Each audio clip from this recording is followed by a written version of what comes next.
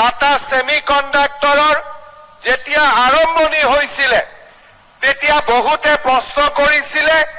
যে এই সেমিকন্ডাক্টৰ ইণ্ডাষ্ট্ৰীত থলুৱা যুৱক যুৱতীয়ে কাম কৰিব পাৰিবনে নাই কাৰণ এনেকুৱা ধৰণৰ ইণ্ডাষ্ট্ৰীৰ লগত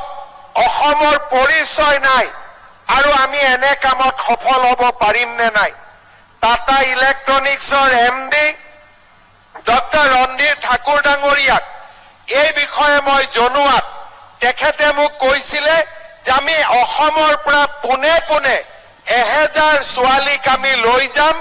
আৰু য'ত এনে ব্যৱস্থা চলি আছে তাতে আমি প্ৰশিক্ষণ দিম যাতে এই ইণ্ডাষ্ট্ৰীটো আৰম্ভ হোৱাত প্ৰথম কৰ্মচাৰী হিচাপে অসমীয়া যুৱক যুৱতীয়ে কাম কৰিব পাৰে আজি আপোনালোকে আমাৰ সৰু ফিল্মটোত দেখিছিলে যে যিমান ছোৱালীয়ে ওয়েলকাম টাটা টু আসাম বুলি কৈছে তেওঁলোকে হুচুৰত কাম কৰি আছে আৰু গোটেই কেইজনী অসমীয়া ছোৱালী আৰু যিদিনাখন এই জাগিৰোডত এই উদ্যোগ হ'ব তেওঁলোক অসমলৈ উভতি আহিব